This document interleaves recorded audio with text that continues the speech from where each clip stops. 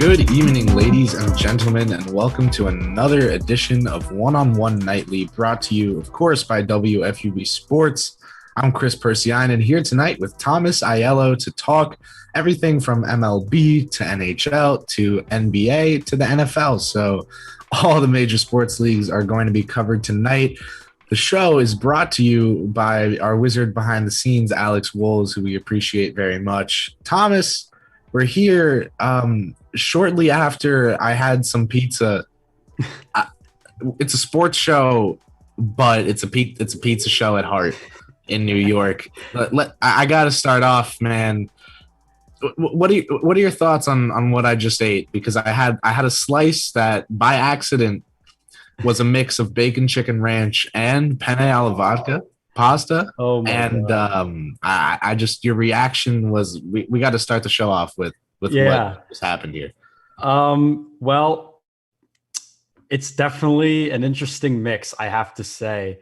I don't think I've ever had a pizza that's been mixed like that.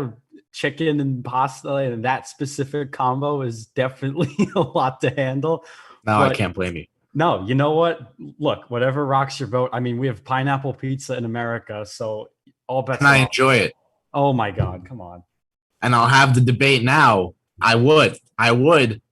But something tells me you are going to have as much disdain for my appreciation of pineapple on pizza as a certain group of fans here in the Bronx did for a visiting team this week. Yankee fans, Thomas, were not very happy to see the Houston Astros in town.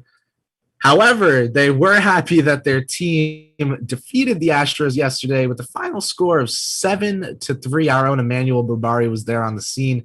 Tonight, they're playing again. The Astros are up 3-2 at the bottom of the fourth.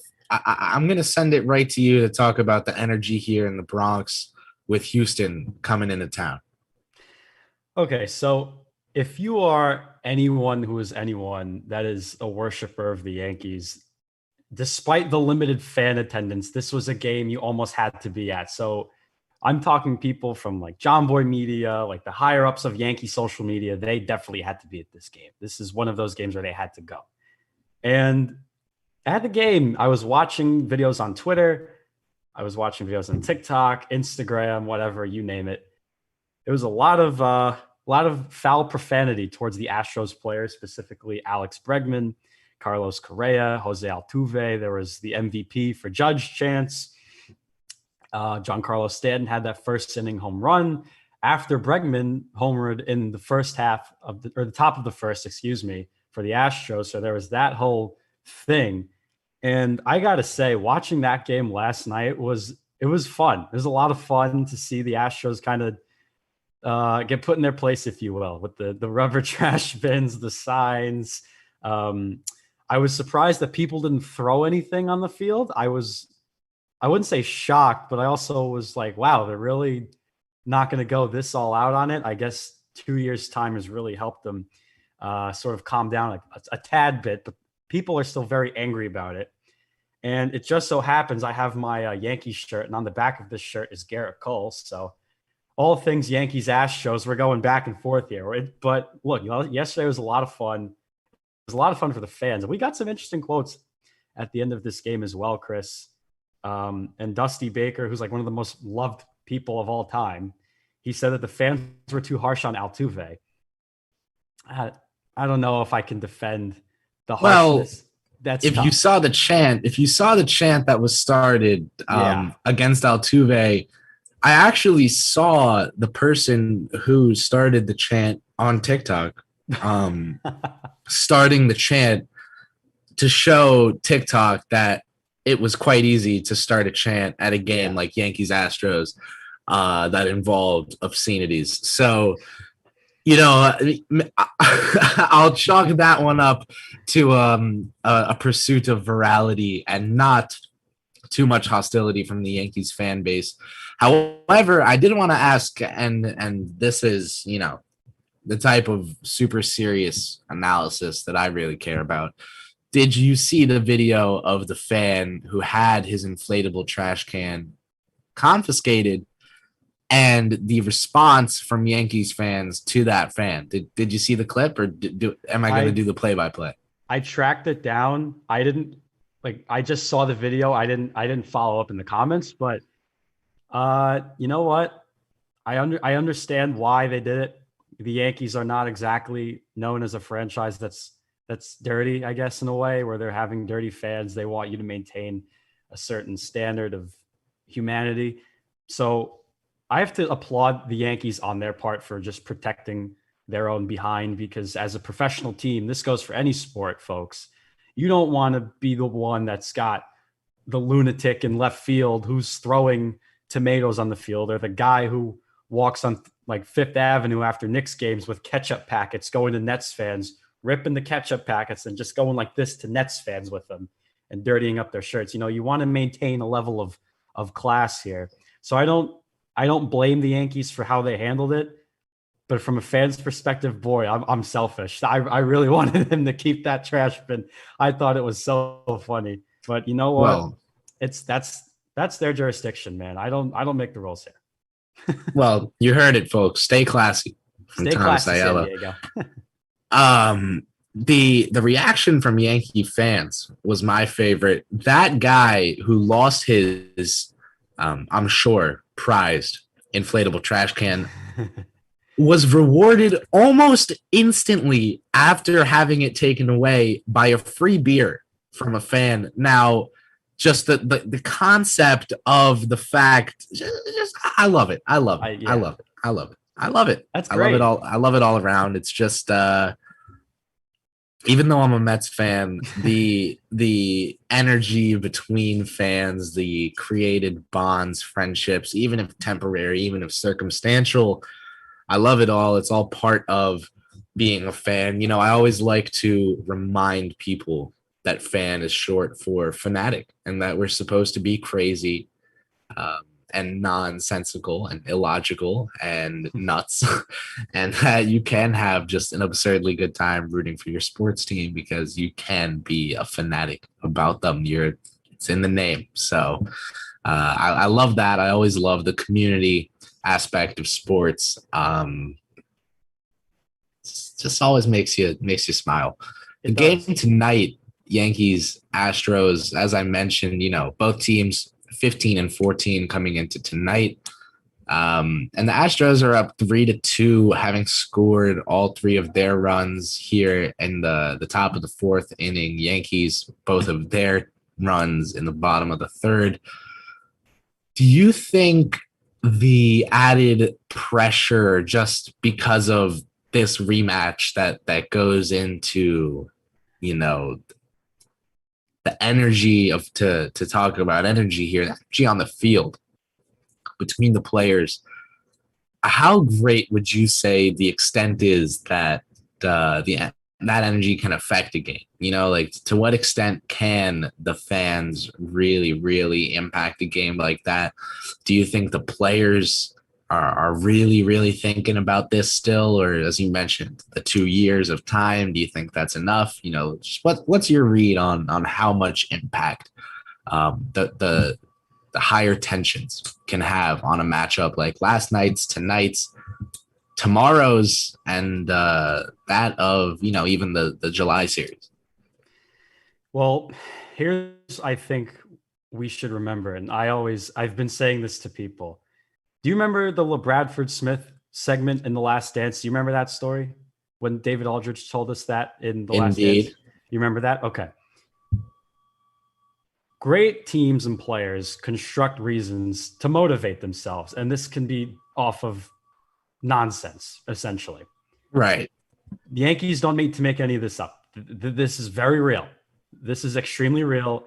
Everyone knows that they cheated. Everyone knows that Judge got robbed of the MVP. And if you look at the statistics, if you put Altuve and Judge next to each other, Judge superior in almost every category, with the exception of batting average that went to Altuve in that 2017 season. So there's definitely an added motivation. And the Yankees, they know how important it is to New York City, to the rest of baseball, I guess, to beat the Astros, because no one, I guess you could say, was cheated more out of a championship, a title than they were, or at least a chance to play for one. Now the Dodgers maybe I guess could be second up, but they already won, so they got their whole spiel. They're good. They're happy. But the Yankees definitely have added motivation. Bringing in someone like Rougned Odor, who he just beefs with everybody, even if there really isn't beef there. It's just fun because he's such a player. And exactly, he's a player you want on your side, and he's a really easy player to root for. The guy gives 110% every play. Like last night, the Maldonado play at the plate when he almost ripped his knee in half. That was terrifying. That was honestly terrifying. But it was good to see that he got up and walked around the dugout on his own power. That's guts, man. And that's what New Yorkers respect about him and this team. So if they show some guts and if they can really get motivated, I think that they can really topple the Astros if they do see them in the playoffs this year. Because I hate to say it, coming from a supporter of the Yankees, the Astros are still really good. Okay, there's no way around it. Yep. Their bats from like 1 through 8 are phenomenal with Bregman, Correa, Altuve. You've got Brantley's like one of the most consistent hitters on that team. Maldonado can show up. Gurriel hits bombs. Yordan Alvarez mashes like it's nobody's business. Oh, your roommate's home. So the 1 through 7, pizza 1 through too. 8, you see it? Yeah. See the pizza box? Love the pizza. But 1 through 8 is just, it's unstoppable in that lineup. And the pitching, I know that Verlander's got Tommy John. He's probably not going to pitch this year. But you still have Greinke. You have Javier. You have McCullers. There are some solid arms in that rotation. And there's players you can fill in to supplement what you're missing. And Dusty Baker is he's a baseball genius. He's a really smart manager. He knows how to utilize what he's got. So it's hard to say coming from the team that I like, in case you can't tell, but it's the honest truth. They're still a really good team. So there's definitely extra motivation, like you said, for them to beat them. I know how bad they want to beat them. Yeah. They got brutally beaten last night in the Bronx. They got brutally beaten. So I wanted to ask you next, just as a Yankee fan, obviously as a Met fan, I just kind of, when it comes to the Yankees, I have to sit and admire the talent just on the Yankees. That's how I see it. That's how I view it. I'm like, you know what? I'm just admiring the talent on the roster. I'm a fan of the sport. So I'm just, admiring the good players. Stanton, man, Giancarlo Stanton's been on a total heater recently. I mean, a great contributor to yesterday's win. Your thoughts on his play recently, and how important he's been to the Yankees' success as well as of late. This is the guy that Yankees fans love to complain about because of the money and injuries and blah, blah, blah. Yeah, I get it. But when he's healthy, this is one of the best hitters in baseball. Let's not forget that. He's got an MVP. He's got multiple Silver Sluggers to back it up. The guy hit 50 and 100 in 2015, or one of those years when he was practically unstoppable. In his MVP year, he was excellent as well, obviously. But he started off the season pretty poorly. Okay, he was batting like 175. And our producer, Alex Walls, texted me because I put out an article for the Fordham Ram, essentially yelling about the Yankees and their early season blunders. And then all of a sudden they go on this win streak. And then Alex Walls texts me. He goes, dude, the article might have worked. And I just go, LMFAO. I'm not trying to jinx anything because I'm a suspicious person. But Giancarlo Stanton has been on a hit streak. It is now at 10 games. I believe is what Michael Kay said last night. 10 games of a hit. Sounds right. He has been an integral part of this Yankees lineup when he's healthy. In the playoffs last year, he was phenomenal versus the Rays. He had that one game where it was a 3-home run game, multi-home run game. He was really good against Cleveland. You have to deal with the injuries, but my thing that I've been saying is that if they can all just stay healthy and they get healthy when they need to be healthy, which is come playoff time, that's when it really matters the most. Because the playoffs, especially in a make or break game 5 of the ALDS, a game 7 of the ALCS, or a World Series, you're ripping up game plans, you're ripping up forget that. Just you're ripping everything up. We're playing Yep. baseball. You're pitching with the competitive fire you've never had. You're going to the plate looking to swing at almost everything. You might even want to throw a bat through a wall if you strike out at your first at bat. That's how aggressive you get. Looking for some highlights that will last for the rest of your career. Exactly. So to see Stanton really coming into form this early on is after the start that he had is fantastic. It's a great sign for Yankees fans to see him where he is right now. And you can just hope the best availability is availability. And you hope that the attribute of availability can stay with this Yankees team. And you hope that no one has any chronic, severe, long-lasting injuries that keeps them out 80-plus games this season, where they miss the All-Star game. They'll miss playoff games. You hope that's the case with this team. That's how it's been the last 4 or 5 years. That's the big thing. But to see Stanton to be where he is it's a great sign. And I think he's taken haters to town. He really has. And I couldn't be more proud of him. I really couldn't be. Right.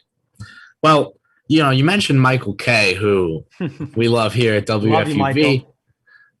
Michael said recently on a rant of his something that I agreed with, and I'll say it to you. And now I'm gonna get into it a little bit because as a New York sports enjoyer, I think it's an important statement to talk about here when we're discussing the Yankees. Michael K said that Yankee fans go to Yankee Stadium to see wins and not just to watch games. As a Knicks fan, I know you are too. It's a different mentality, right? Like there are a lot of seasons that I went to see games. Oh, they won. Nice. Cool. Yep. Yankee fans, it's like, what the hell? What do you mean they didn't win? And he's right. He's right. And I think that the stage that just being in New York allows you to have the history and the franchise of the New York Yankees, the stories, the legacies of great players from the past. I mean, you're talking about a very, very well storied franchise here. There's there's something about them being able to live up to those expectations that just feels right. And even though you love to hate it as a non-Yankee fan, that's how it's supposed to be. That they are one of those franchises. There's the Dallas Cowboys, there's the Los Angeles Lakers, there's the New York Yankees. I love making fun of people who are fans of all three just due to the geographical dissonance there. Bandwagoners. But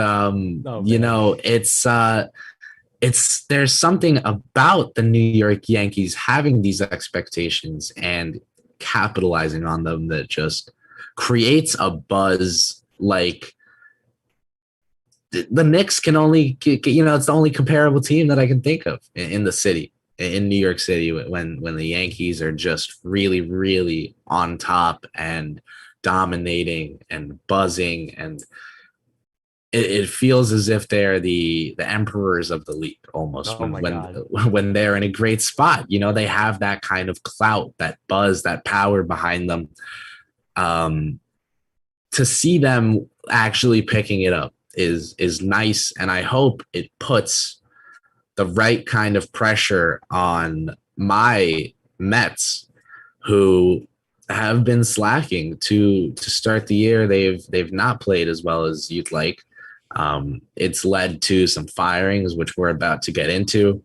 But just from a Yankees perspective in regards to the Mets, them having that stature, that buzz, and how much attention they're getting, especially now that they're playing well, it's important to me, especially as a Mets fan, because I want my team to see those headlines and to be upset that it's not them, and I want them to get fired up, So I'm with you, even though it's not my team succeeding, I'm supporting it. It's my borough now that I represent, and it's hopefully gonna put the right kind of pressure on my team. No, and added pressure, for the Mets, it could be a good thing. Now for the Yankees, it's a tough burden to live up to. You have to go all the way back. We're like Babe Ruth, Lou Gehrig, Murderers Row, those teams, Casey Stengel. You go to Joe DiMaggio in the 40s, then you keep going. Fast forward to the 70s when they were really, or the 60s, excuse me, Mickey Mantle, Roger Maris, Whitey Ford, Yogi. Those teams were really good. And then you go to Reggie Jackson and Chris Chambliss, those 70s teams, Ron Guidry, who is one of the most dominant southpaw pitchers of all time. Reggie Jackson, that iconic home run in October when he was just clutching the playoffs. The Yep. 80s, they struggled. Don Mattingly was there, but then the 90s might be the greatest run in baseball history. 96 to 2003. The Yankees were in the World Series almost every year. I think they missed it like twice. They won 96, 98, 99, 2000. They made it in 2001 and 2003 to the World Series. They lost, but they made it. It's a tough burden to live up to. The rich history. I only named some of the players. I can go on forever. Jeter, A-Rod, recently Sabathia, now Judge. You got Gleyber Torres, who's on his way. DJ LeMahieu, who just came out of Yep. nowhere, and he's blossomed into a star in New York. Nah, that's what I'm saying. I tell you, Yeah, I it's a appreciate tough the talent. I appreciate the talent on the team. I do. it's a tough crop to crack. It's the real cream of the crop. It's the sweetness, the richness of the chocolate mousse and the cake. It's really hard to live up to. You really got to have some serious guts, man, to come here and be successful. But with the Yankees, it also comes every year. There's expectations, and no one expects a rebuild. It's not like in the NFL or the NBA where, oh, we can lean on the first round draft pick. No, no, no. This baseball, it's about being a sleuth. It's about trades, smart signings, knowing when to trade people, what you get back. It's way more detailed and rooted in a thinking game than it would be for the other sports where you can kind of mindlessly move stuff and, oh, move this around. He'll hope for the best. We'll see what happens. No, you got to really build this one up. So the Yankees have done that for years. They know how to do that. Maybe people say Cashman has lost his touch, yada, whatever. But honestly, I can't complain. They've turned it around. They shut me up. I was overly critical of them very early, and I'm glad that they've turned it around. Kluber had a really good start last time he was out there. Garrett Cole is Garrett Cole. Jordan Montgomery is as competitive as it gets. And then you've got Tyone and Domingo Herman, who are slowly but surely coming along. And I think come by the end of August, September, they'll be glued together, Chris. They're going to be dangerous. The Yankees are always dangerous in the playoffs. Even when they're rolling, they're almost unstoppable. Them and the Red Sox, who just randomly get good for reasons only known to them. But it's definitely going to be interesting how they can play this out towards the end. But the motivation for the Yankees have it. The Mets need some, man. I'm sorry. It's sad. It's really sad. Well, I'm about to get there. I was about to just say that you make a good point in regards to bringing up how important a shrewd front office is in the MLB. I always say that it's kind of the sports X factor. So in the NBA, your superstars, totally the X factor. In the NFL, I think coaches. I think your head coach and your coaching staff can kind of put you over the top or not. Now, the fun answer for the NFL is just trenches, just being the X factor. But coaching, I'll say, is the kind of unique X factor there. In the MLB, it's having a shrewd front office. And you're right. I want to transition to the Mets, and I'll start off by talking about their front office, who just made some moves, not with the roster, with the pitching coach, rather not the pitching coach, the staff, the hitting coach, Chili Davis. Former Yankee, by the way, one-time Yankee. Chili is no longer an employee of the Mets. I mean, that is done, and the appearance of Donnie Stevenson in Mets interviews, the mythical Donnie. I don't know if that was.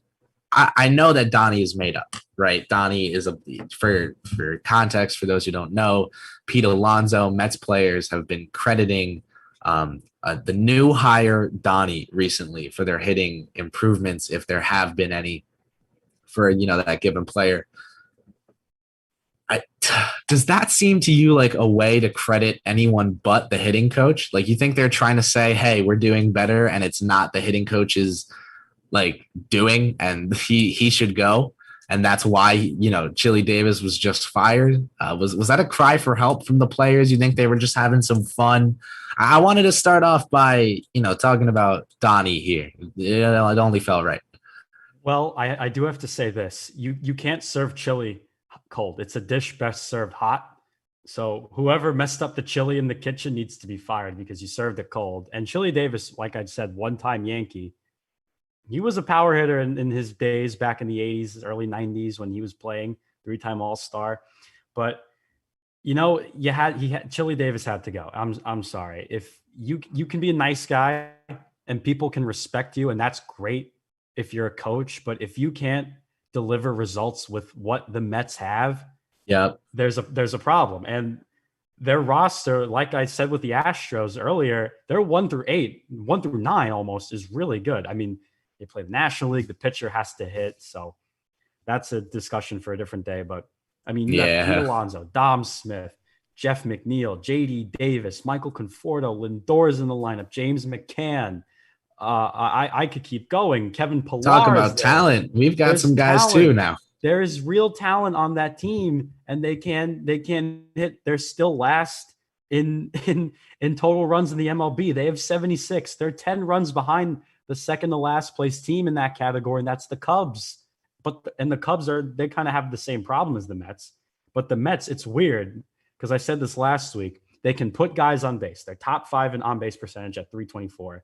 And they're top 10 in team batting average in 240. So they can get guys on base. They're definitely smacking the ball. The problem is they don't know how to drive the runners in. The runner in scoring positions, the runners are in no position to score for some reason. And I don't know why. It's a thing with this lineup. They're having trouble capitalizing on those opportunities. You're right. Yes. And Pete Alonso, it was just 2 years ago, he hit 54 home runs. And he won Rookie of the Year, ran away with it essentially, made an all-star team, won the home run derby. And for some reason, he can't lead the charge to score runs. And Francisco Lindor, who is one of the most enjoyable players to watch in baseball, he is impossible to root against. He always smiles. He just loves playing baseball. And he is, if baseball was a person, like it would be him. Lindor would be the baseball person. He can't hit. I love it. He also can't hit either. I don't know what's going on. So I think that I don't love. Firing Chili Davis is definitely a good move.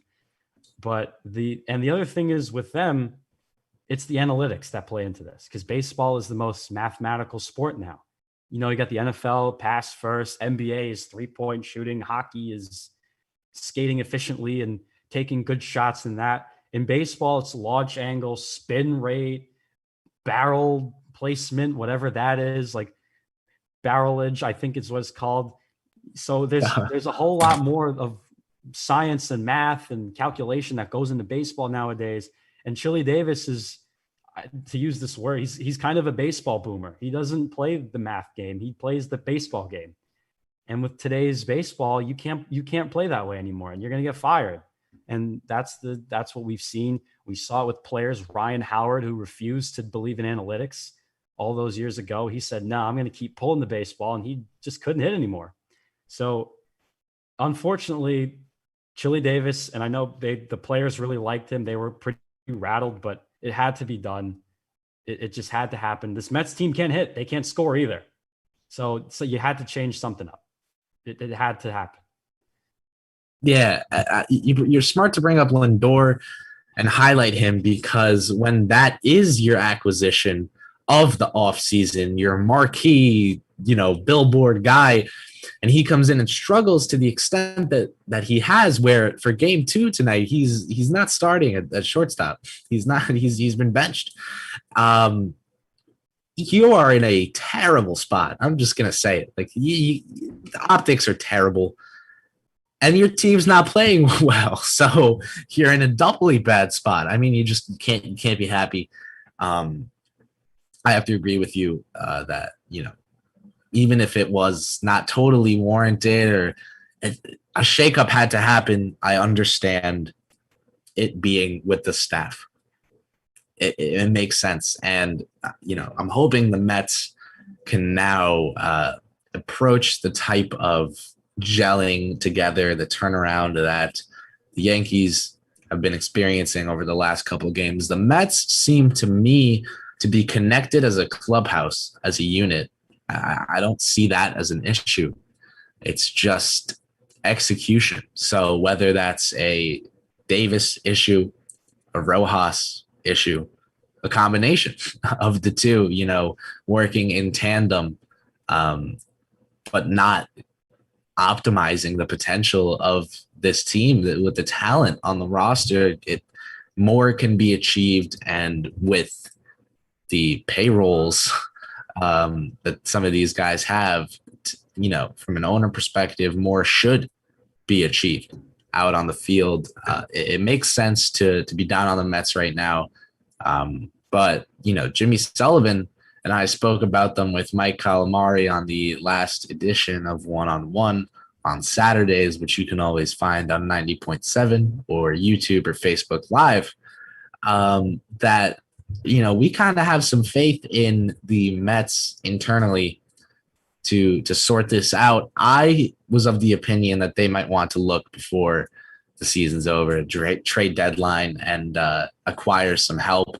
Someone like Chris Bryant, no longer going to be acquirable for anything affordable, but someone they might want to look into.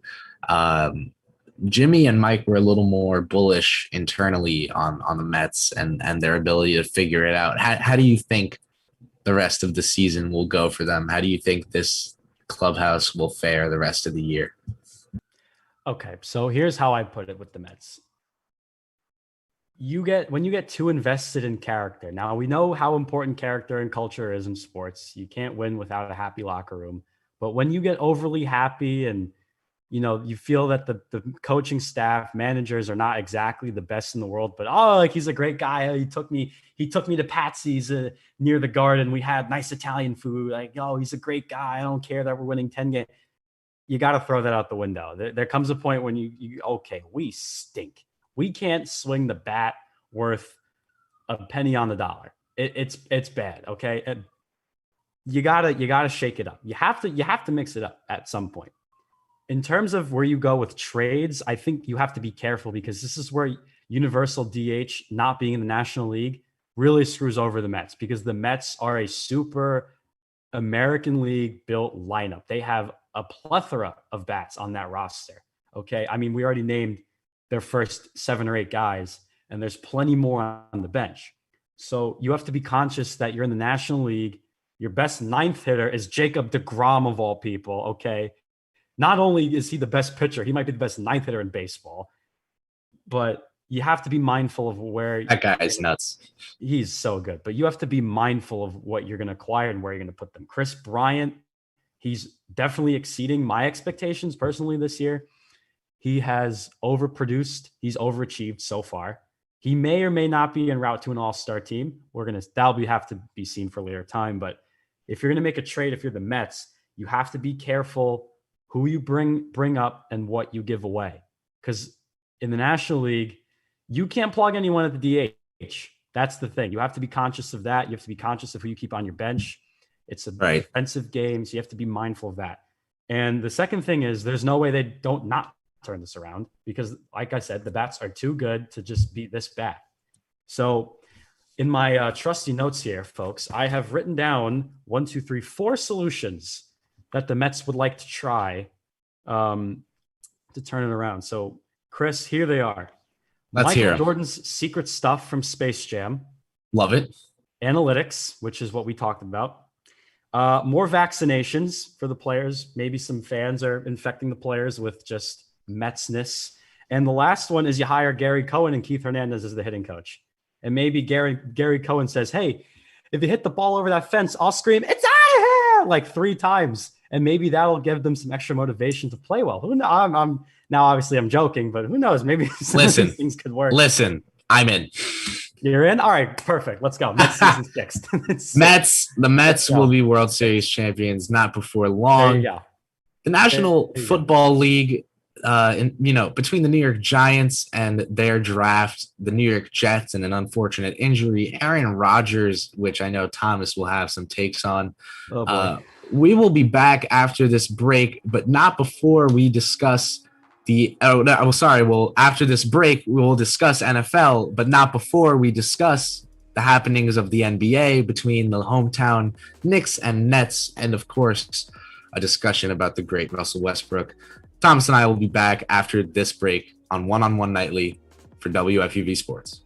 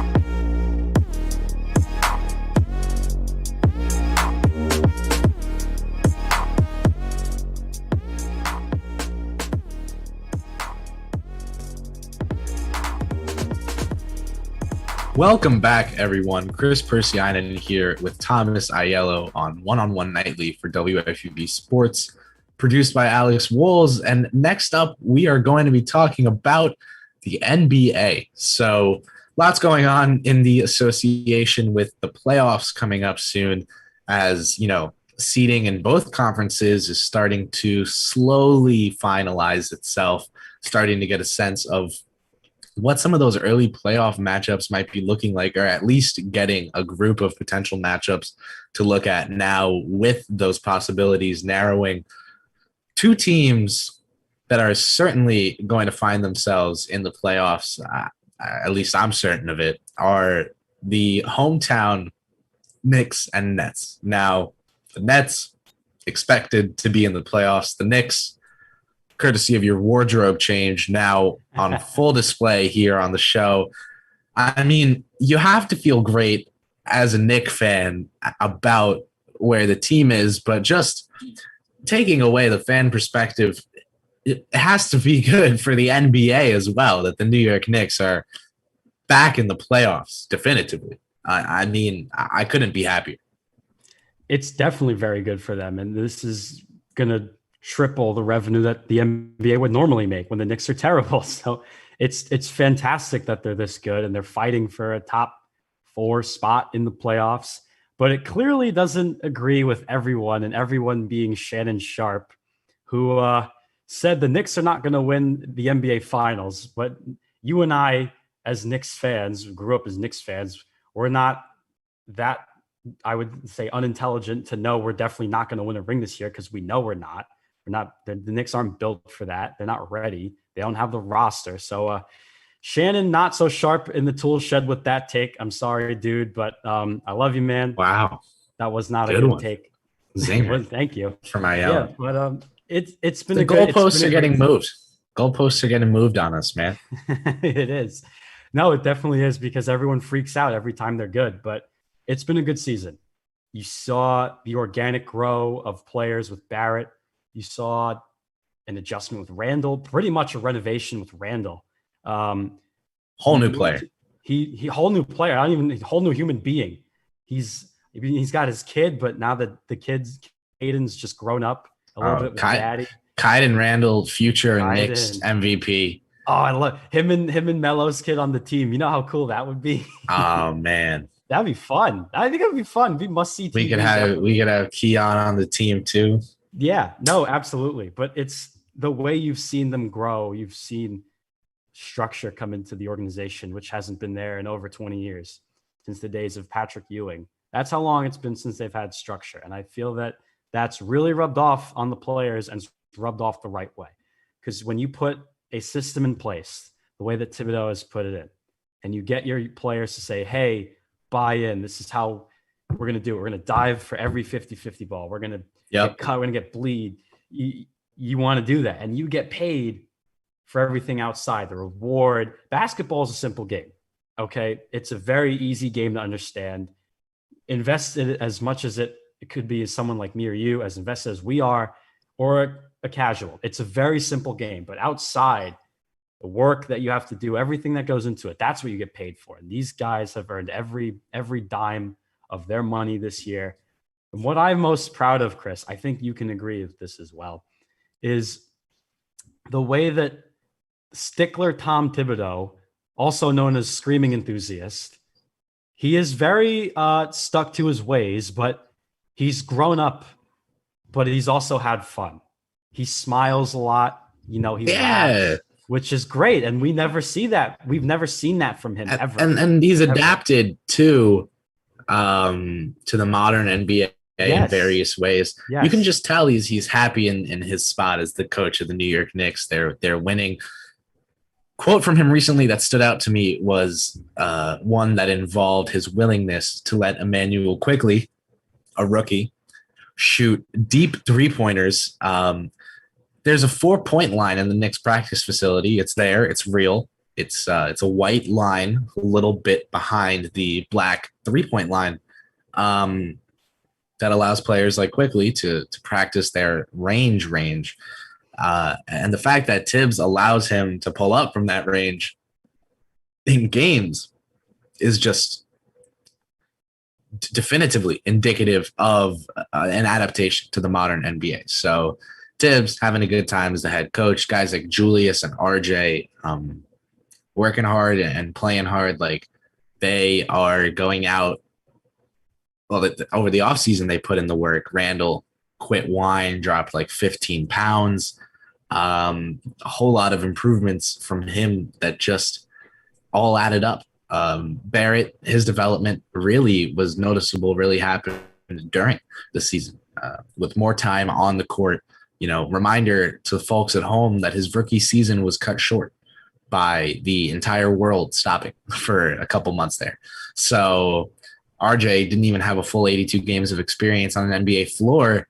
If you go ahead and take those first games this year that get him up to 82 of experience and look at the stats from that 83rd game and on, that player would have been in contention at least, if the Knicks had the record they did now back then for the All-Star game.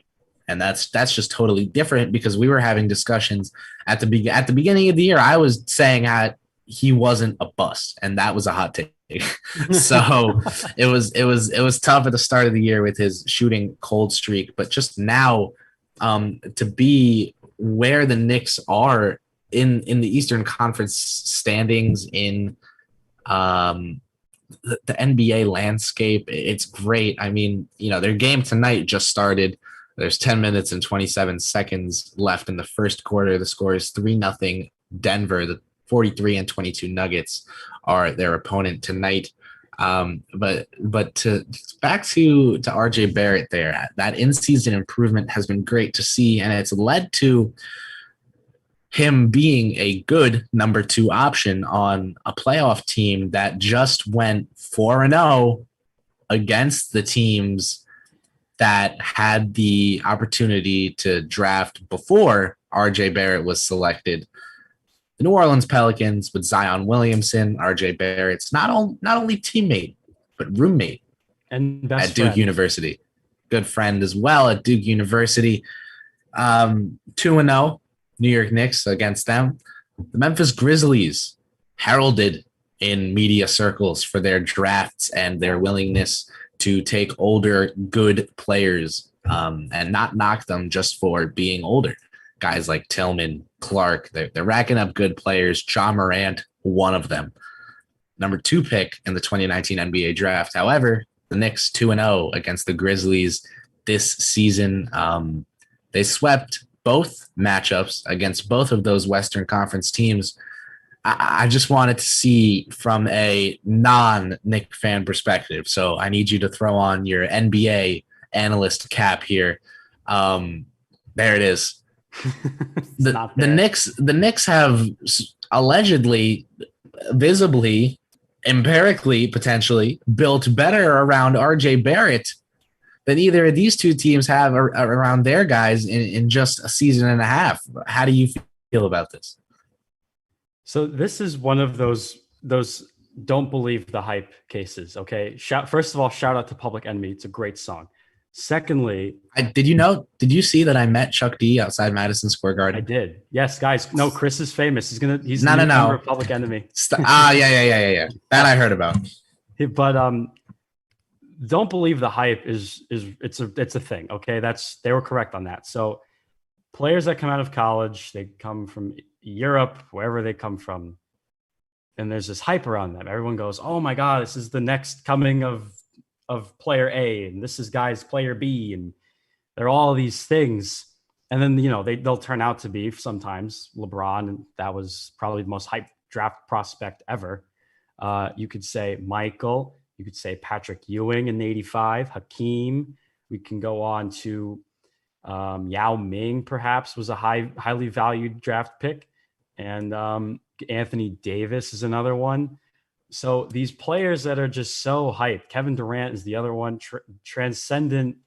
These players oozing with potential to be these stars.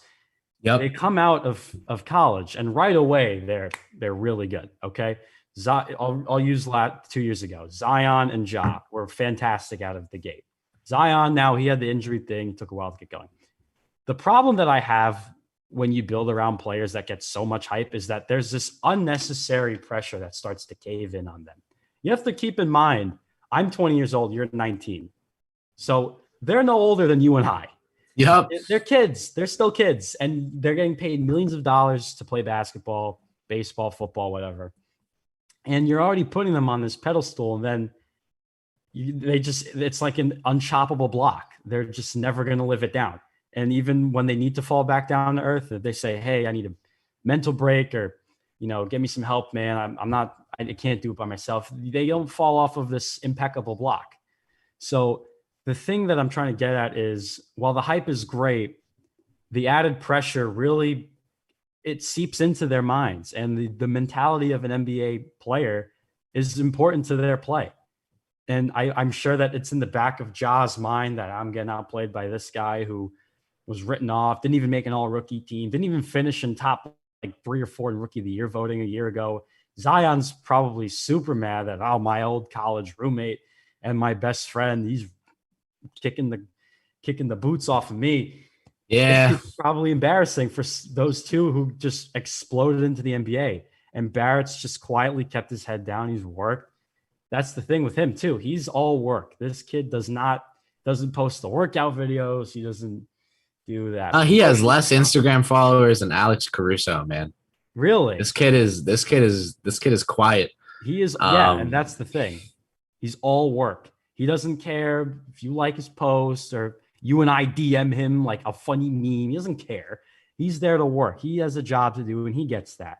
And he understands the situation he was thrown into. You know, 2 or 3 years ago, you and I would be having a completely different discussion about the state of the Knicks because they were just a dumpster fire. They were a hot mess. They were just, I'll use this term again, getting brutally beaten by pretty much everybody. Brutally beaten physically, literally in scores, beaten by the media, beaten by fans. They were getting beat by everybody. And now yeah, here they are in 2021. They've completely flipped the narrative. I don't even know if they're the same Knicks anymore. They're just like, who are these guys? Who are they? they started out the year playing better than anyone could have expected. They've Yes. recently been playing like a team that knows that they can Yes. play better than anyone Yes. expected. And it shows in their play because the confidence recently has been oozing off the screen. My Before television melts when they play. The confidence just comes through my TV screen. I'm down thousands in LG bills this Oh month, man. Thomas. Yeah, It's it's terrible. bad. The flat screens are coming in. I have the order on repeat now. Before we get into the crosstown Nets, I wanted to talk about something else. Talk about fire. The cover of Slam magazine, my That was friend, so cool. featured the two lefty luckies, the Broadway bullies, Julius Randle and RJ Barrett on the cover of Slam magazine. I mean, not only have those two worked together to revitalize the image of the New York Knicks, but they've now gotten their flowers for helping this team bloom once again in the Garden. Now, Chris, I unfortunately don't have flowers, but I do have Palm Sunday palms. They're somewhat seasoned, but I will still. Here's one for RJ and here's one for Julius. They Wow. deserve the blessing of Knicks fans and the Jesuit education of Fordham. So they deserve the Palm Sunday palms. But in all seriousness, Nothing it's less. nothing less. It's been great to see them get that recognition. Now I know they get clowned by the media, by some people, but it's good to finally see a change. And it's good to see them be really good. So that Slam magazine, I think that's the cherry on the Sunday for this season. That's the pinnacle. Absolutely. Julius and RJ. It's the Southpaw takeover. Those and they're absolutely dripped out. They've got their earrings. They got the Oh yeah. no one has nose rings anymore because that idea was kind of thrown out the window No, around but 10 o'clock. Kamara rocks it, Alvin I Kamara, think, yeah, well. okay. Alvin Kamara and DK Metcalf, we'll give them that. But in the NBA, Dennis Rodman kind of threw that out the window. But it's great to see that. In the Slam magazine, as a young player and as a young kid, as teenagers and hoops fans, you kind of grow up reading that magazine. So to see someone you idolize, and I Yeah. can't even imagine what it's like for those two to like, oh my God, we're Oh, on the cover of Slam that's magazine. Like gotta that's gotta be great. that's got to be like the coolest thing ever. Like, I would flip out if I would like, Mom, Dad, look, I made it onto the mag. I would hang it up in my room. I'd tell my friends, but it's great to see that. I It's want really to fun. I want to switch to a team that has a trio of players that are more than used to getting this type of recognition. The Brooklyn Nets recently went up against the Milwaukee Bucks twice, and that is, I'm going to be honest. The Bucks played very well against the Nets, but the Nets were missing a Harden. I think you can argue that both teams are in a position to feel good about how those games went. The Nets, man, I got to start out. I'm gonna send this right to you to talk about Harden because what's up with the health? Like, do we think this team is gonna be able to stay healthy? I just want your quick read on this team. How much risk you think they're really carrying? Do you think this is all so they'll be fine by the playoffs, or are you of the mind that we're going to be hearing about injury problems for as long as those three are there? It'll definitely be a mix of both. But like I said for the Yankees in our first segment, I'll say it for the Nets as well. If they're healthy come playoff time, that's all that matters. That's it. That's all it really matters. They've already got that top 2, 3 seed, whatever they have. They have perhaps the best player in the world. They have perhaps the best playmaker in the NBA. They have one of the best pure scorers on the team. And they've got some serious rim protection. They've got Blake Griffin as the sixth man. They've got Bruce Brown, who's really stepped up this year. They've got a slew of really good role players who are more than content with just being spot up shooters. I'm not exactly worried that they're going to explode in the playoffs in a negative way. Now, can they explode in a positive way, being they annihilate teams and steamroll past the East? That will be a thing to be seen because of the injury thing. But I'm not too concerned with it. And let's also forget, Chris, they have a third of essentially the team out there. So right, a third of the Nets is probably better than 90% of the NBA. Yeah. So you can virtually beat anybody that you want on any given night at any given time. Because you can have a moment. You never know. You have a moment. So I'm not worried. Not worried. It seems like I think I know who your pick is going to be, but say it's the Eastern Conference Finals, Brooklyn and Milwaukee going up against each other. Do you have Brooklyn advancing to the NBA Finals in that scenario? Absolutely. You have Brooklyn beating any team in the East? Absolutely, without question. All right. Without question. Kevin Durant is the most unguardable player in the NBA when he is healthy. No one can stop a 7-footer like Steph Curry who moves and shoots threes. Okay, well, Steph Curry is tough. Steph Curry is in that debate. Now I'll give you Steph. But KD's size and the combination with the shooting is undeniable. Mm-hmm. It is so. I gotta say though, if I really wish Philly would have traded for Kyle Lowry before the deadline, they would have won the Eastern Conference Finals for sure against Brooklyn. That's their singular puzzle piece they're missing from that championship puzzle. I think that would have been it. Yes. I think Lowry would have been that Jimmy Butler type, but at point guard that they really could use. We're talking about Kevin Durant though, and if it were a couple of years ago, his name would not be able to be brought up without the mention of the next name I'm about to say. Russell Westbrook has been on an absolute heater recently. Oh, man, yeah. I'm just going to run you through some games here. April 26th against the Spurs, 22, 13, and 14. Lakers, 18, 18, and 14. Cavaliers, 15, 12, and 11. Mavericks, 42, 10, and 9. Pacers on May 3rd, 14, 21, and 24 assists. And today, in 22 minutes so far against the Milwaukee Bucks, he has 11, 6, and 11 assists. I mean, what a stretch recently for the Wizards point guard.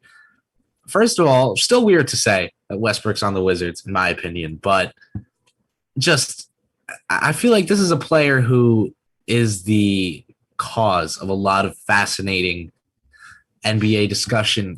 Whether it's productive or not, it depends on the conversation itself, but I think there's a lot of debate that's been sparked by Russell Westbrook, how he plays, how his career has gone, the stats he accrues rather, and the lack of championships in his closet. Like, you cannot deny the greatness. You cannot deny the lack of winning. So it's tough. But Westbrook, man, he's on the Wizards and he's just running that team right now. Mm-hmm.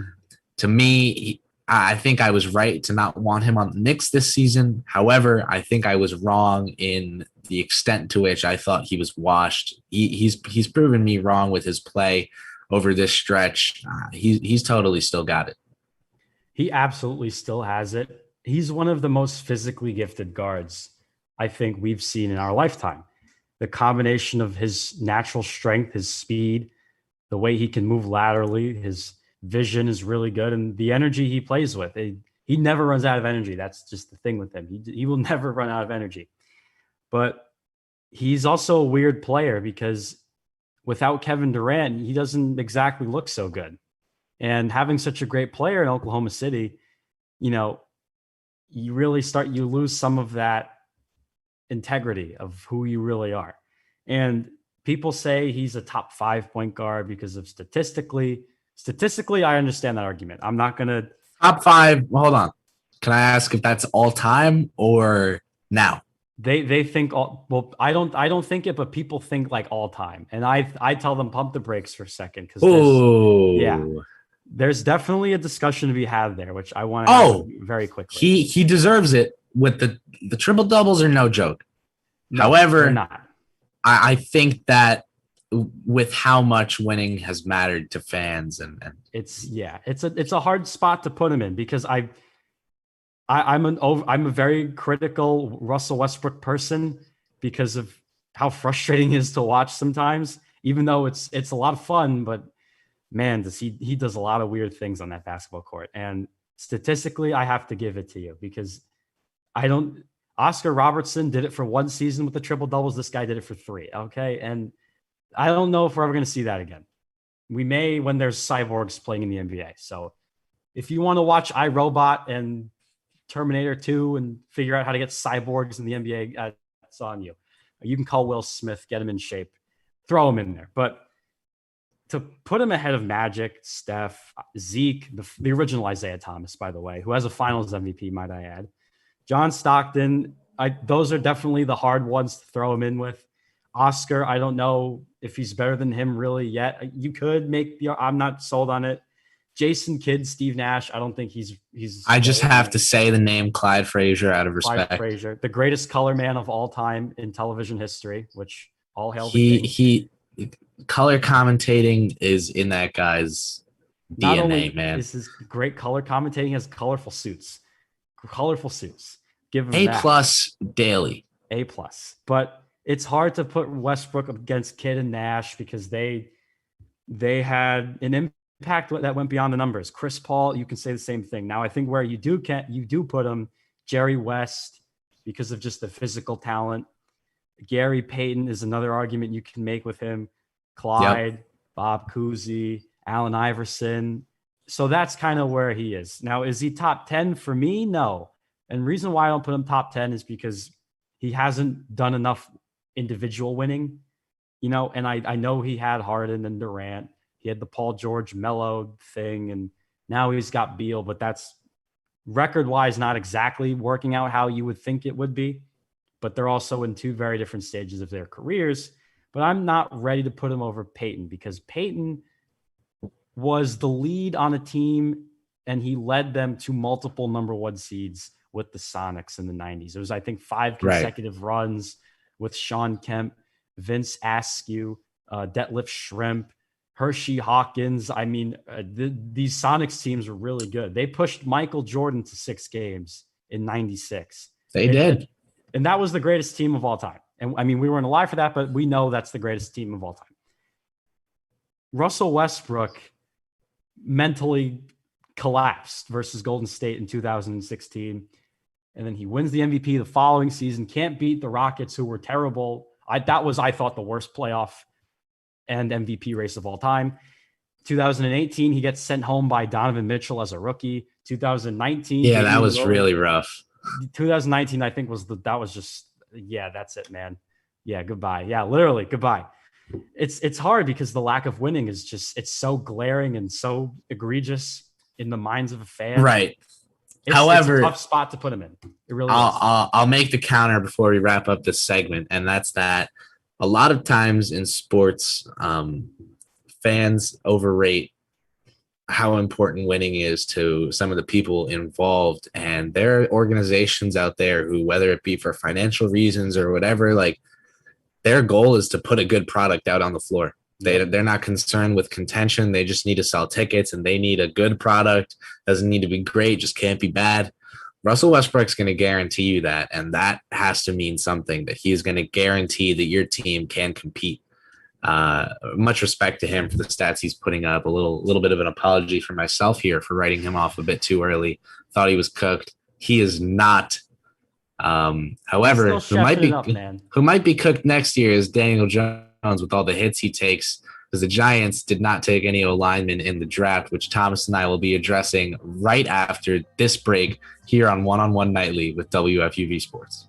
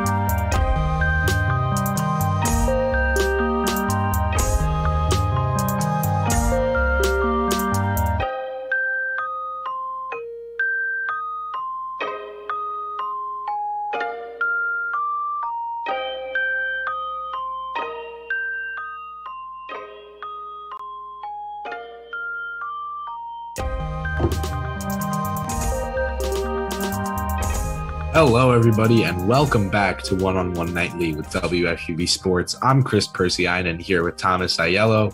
Our show is produced by the great Alex Wolz, and we are back for our final segment to talk about the National Football League. Now, there are some local stories to touch on, and then a league-wide one that I can't wait to get to personally. But I want to start off with the team that I'm a fan of so that you can get your chance to make fun of my team for a little bit before we get into the opposite to close out the segment. The New York Giants had one of the worst offensive lines in the NFL last season, and they went into this draft with the expectation from fans that even with at least some sort of draft capital, even if not premium draft capital, that the position would be addressed in some manner. It was not.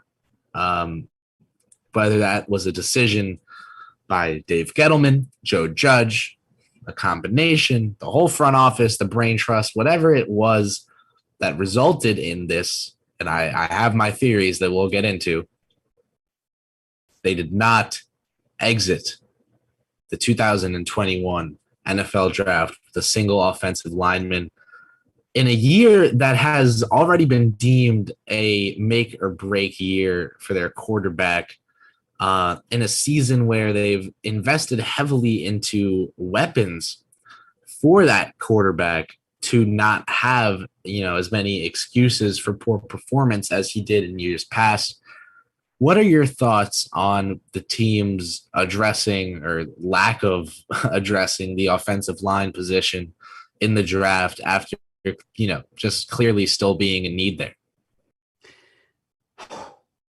This is a very frustrating thing for me to comprehend, coming from a fan of a team who has predicated their success on an incredibly strong offensive line. The New York Giants, despite signing Ken Golladay, Speed Boy John Ross, Kyle Rudolph, already having Darius Slayton, Sterling Shepard, and Evan Ingram, and releasing Golden Tate, did not address the offensive line. I love how releasing Golden Tate was listed as a weapon. That's listed as a weapon. Yeah, I don't know. That's no, because it is. It was. The team is better now. The team is better without him. I will give you. But in the draft, the Giants go wide receiver Kadarius Toney from Florida. Okay. Now I understand the whole, he's too talented to pass up on. I get it. Okay. So I don't blame them for doing the whole best player available strategy. It's definitely not the worst idea you could do, but to go out and just with a straight face, just say, we're going to pick a wide receiver when you've lost Kevin Zielitzer, he's gone to Baltimore.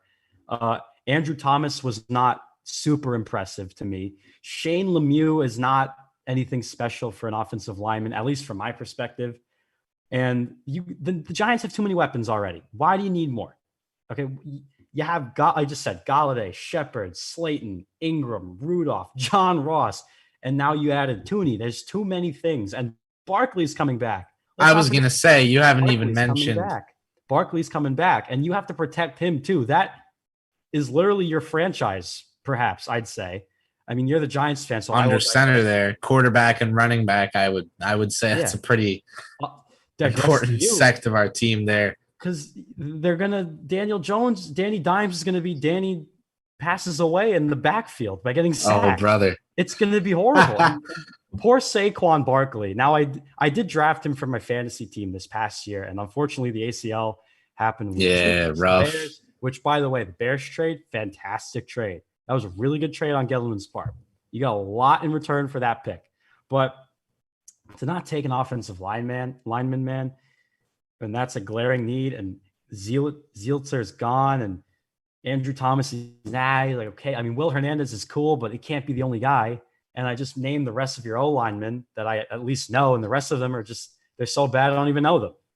So I don't know how Daniel Jones is gonna be Daniel Jones this year. I know that they did the weapons, and he's got a chance to succeed, but You also have to understand something, Chris. Jason Garrett is your offensive coordinator. Now, how is this for a Jason Garrett impersonation? Ready? How is this? Good job. Good job. Good job. Yeah, good job. Run that play next time. Good job. How's that? Is that a good impersonation? Yeah, not Unfortunately, bad. clapping does not generate you touchdowns in the National Football League, Mr. Garrett. So that needs to be addressed. He has stuff to work with. Huge if true. He's got stuff to work with. And we know that Joe Judge, he's got his defense figured out. I know that Adoree Jackson is your second corner. Then the rest of your draft, you picked up Azeez Ojulari, which was, I thought, a fantastic pickup because your linebackers, they're solid, but I feel they could use a little help. I thought that was a good pickup. And you also got two cornerbacks, which is also going to help your already fantastic secondary. And then you picked up another running back to add behind Barkley. So the Giants definitely addressed holes that were there, but you can't ignore the big problem. And the offensive line is probably the most critical position to win in football, other than having a secondary and a field general linebacker, like a pass rush play caller back there. So it's hard for me to gauge because they added a lot of good talent, but at the same time, I'm concerned for the health and well-being of Barkley and Jones. And it's the make or break year. And you didn't give any of them an offensive line. Chris, you better pray to whoever you practice your religion to, because I'm going to let you go. I'm digressing from this convo because I need to let you go on that. I'm digressing. I'm going to take the angle here that I've taken just in my own thoughts about the philosophy that went into this draft approach. I think that in year one of Joe Judge's tenure here, it was clear that he had at least some portion of the reins in regards to, final say, roster control, all that. I think that showed itself again this year with the trade downs. Gettleman wants to make his teams better. He's going to draft with the highest pick that he has. It's not like him to trade back.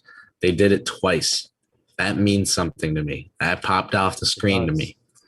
Now, for the New York Giants to leave this draft without any offensive linemen because of the leeway that Joe Judge has earned as a program builder, a talent evaluator, says to me that between how high they were internally on Tony, Ojulari, they just thought those were two great picks at those spots.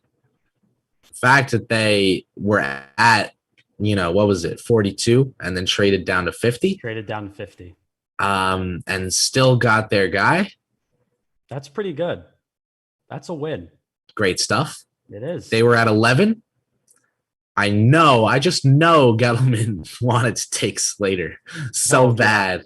He did. But Judge, I think, might have won out. Now, I say that because a video came out of Gettleman looking a little frustrated in the war room after the pick was in. So maybe that's not who he wanted. I think he thinks they have their joystick weapon in Saquon, his guy that he drafted. Yeah, I get the little conflict there. To go from being at 11 to 20 and then have ammo for a potential trade up next year if you need to replace Danny, for a potential, just slew of roster improvements if Danny is good and you want to upgrade, your team across the board. You have assets now, and you walked out of the first two rounds addressing two positions of need, in my opinion. I think the Giants still needed to invest long-term at wide receiver. It's why I was so in on either Waddle or Smith at 11. Neither was available.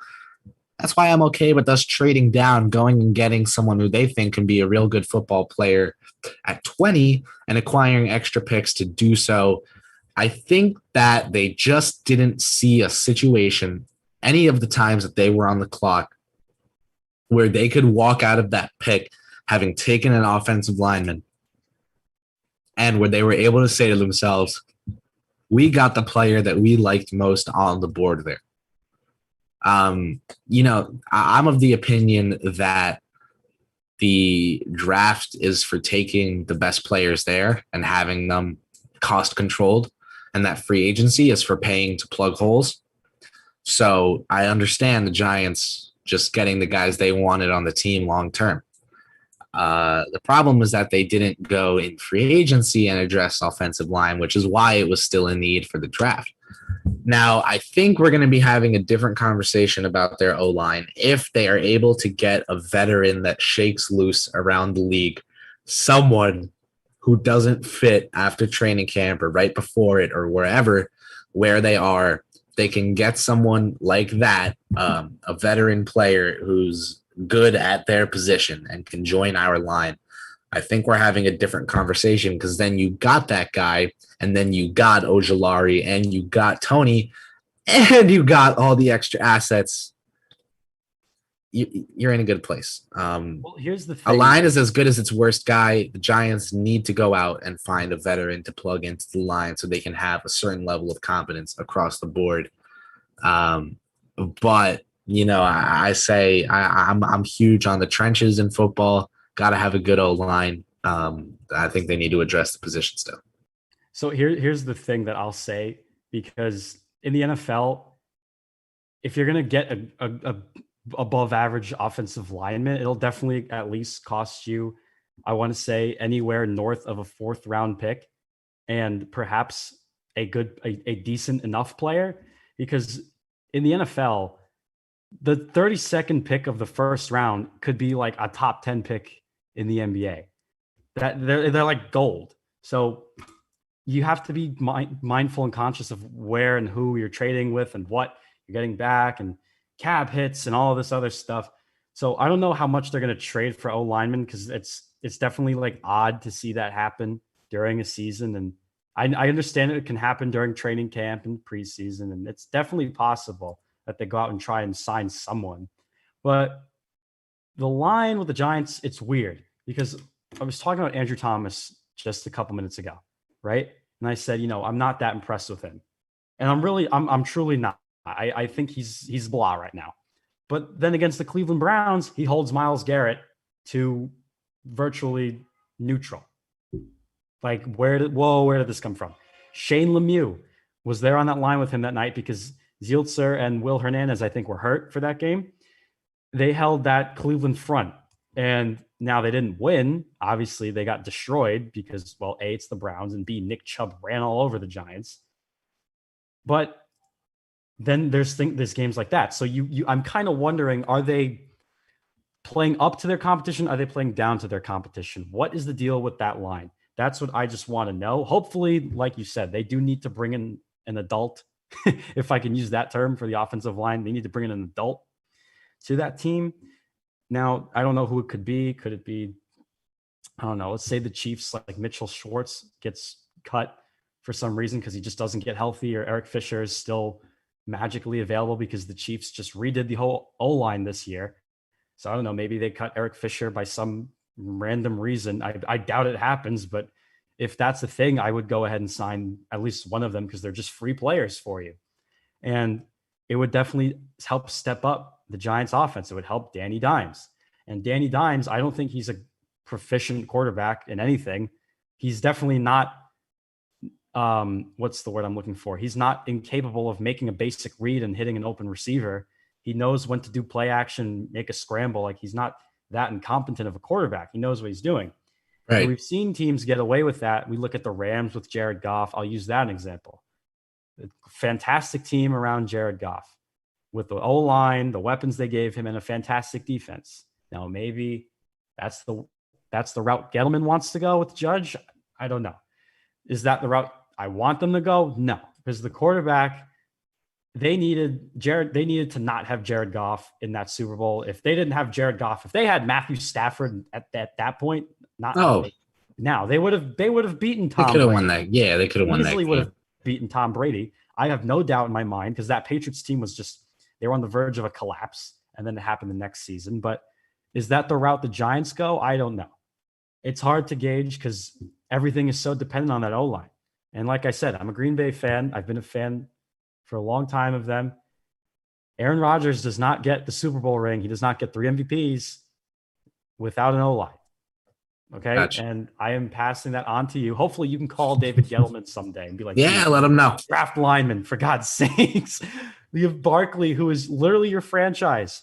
Yeah, he's about to get paid too. Your assets. Got to protect it. We're speaking about the Giants. I want to transition now to the other team in New York. We're talking about the Lions. Let's go from offense to defense. The New York Jets. Unfortunate news for them recently with Quinnen Williams suffering an injury. However, it's looking like he might be back and ready to practice before the season even starts in mid-July. So if that's true, a positive result there from the unfortunate still situation. Thomas, Quinnen's a special talent. Are you worried about this going into his next season? Not really. His third season, no, because they brought in a lot of very good defensive players with Lawson, and they've got guys. They've got Pataski, they got Franklin Myers, and they just drafted Shepard, who's the D tackle. So I'm not too worried because there's definitely, I don't want to say you can replace him if he really is out, but if they can protect him, I guess on that D line, they have players that they have available to them. But I'm not exactly worried. Quinnen Williams is a fantastic talent. He plays left end, right end. He can play both ends of the defensive line. I think he's a fantastic rusher in general. I really enjoy watching him play, man. He's so much fun to watch. He was our lead sack guy last year too. And the thing with me is I know he broke his foot, and I just said I'm not concerned, but it would maybe be wise to drop 10 pounds, not for the sake of, oh, he's out of shape, just for the longevity purpose. You want to sort of avoid anything that lingers, just to drop a tad bit of weight, and he can still be a dominant defensive lineman. He's got great swim moves. He can bully guys out of the way. He's almost unstoppable. He's pretty close to unstoppable as a D-line. He's special. That kid. Awesome. And I think he'll be ready to go by season's begin.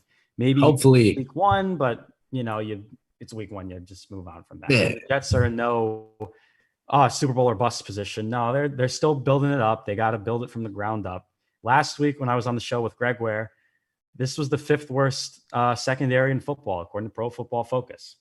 And they've significantly upgraded that. But you're already adding that to Quinnen Williams, add Lawson, you got Mosley coming back. This could be a really good team. And now they're working on the other side of the football, which is the offense. But yeah, we're talking about. So you know what?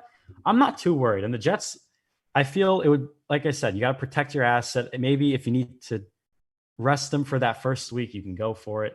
It would make sense.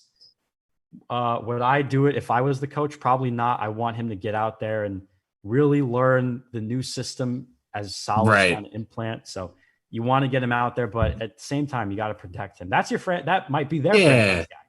I think Quinnen and Becton, man, two staples on the lines. Dude, they're humongous human beings. They are huge players. They're like, I don't know who made them. Like, they're humongous. On and off the field, huge for the Jets. Yeah.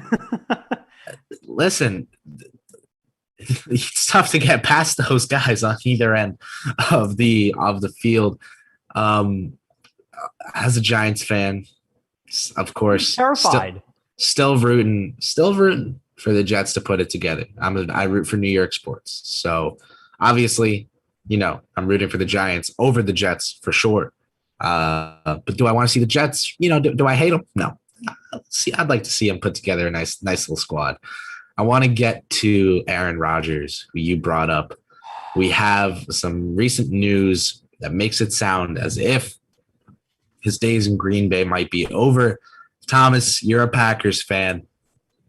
My read on this scenario is that Rodgers, for better or for worse, has his thoughts on his talent and his situation. And because of his talent and what he can do on a football field, I think he is pretty justified in being stubborn with those views because he has won it all before. He has not won it all recently. And I think it is pretty obvious that he feels it's because of Packers management that he's not been in a position to win. He feels as if it's out of his control, hence his potential choice to want to get out of Lambeau. I mean, Chris, you're making me cry. Give us the perspective that that no other WFUV host can. I'm going to be interviewing you essentially for these last 2 minutes of the program, Thomas. Oh my God. How do you feel? Well, if anyone has any tissues, please send them my way. I'm also accepting muffin baskets. I'm accepting coupons to Krispy Kreme. I'm also accepting I love the muffin basket idea. I am. No, please color them green and yellow. And I'm also accepting a shopping spree, a week's worth shopping spree to ShopRite if anyone would like to pay for me, because that's how sad I am that my favorite football player of all time, he's only ahead of Dante Hightower, that he's going to leave the team. And you and Dante Hightower. He's awesome. But anyway, Aaron Rodgers, it's no fault but their own.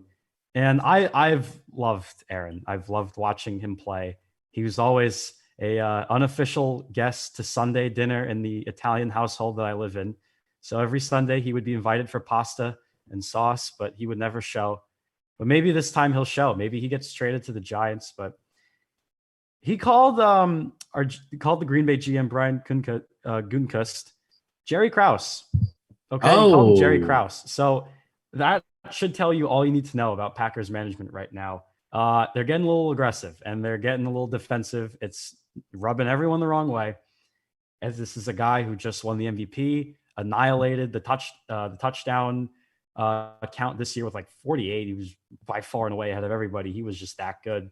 Confirmed to me he was going to be the MVP by week 16 when not only Green Bay shut Derrick Henry down, Aaron Rodgers just threw all over them in the snow. He loves making snowmen now. But this is the thing, Chris, and I said the O-line thing, but here's the problem. He's a man who has everything, but he doesn't have what he needs. He doesn't have a first-round talent at a skill position at all since he's become the starter. That's a problem. They drafted a cornerback in the first round this year. That's a problem. Even though it's a need, it's a problem. So where he goes, I don't know, but it's going to definitely take a haul to get him. And I don't even want to continue the discussion. I'm just too sad to talk about it. I can't. I really can't. Listen, I hope sincerely that out of nowhere, Trader Dave does indeed get on the phone. I'll go watch. I'll go. How about that? I'm telling you, this is what I'm saying. I hope Trader Dave finds Aaron Rodgers a home and a team in the Giants that you can be assured will do what they can to put a winner around your guy. Oh, yeah. Unfortunate to end such a fantastic show with Thomas Aiello here on a sour note in regards to Aaron Rodgers potentially wanting out of his Green Bay Packers. But for WFUV Sports and for Thomas Aiello, I'm Chris Persianen. Thanking you all for stopping by tonight for One-on-One Nightly. Our producer was Alex Woles. This show is a production of WFUV Sports, and we will see you next time, hopefully on the Saturday show, One-on-One, this Saturday from 11 to 2 on 90.7. See you then, and stay safe, everyone. Thank you.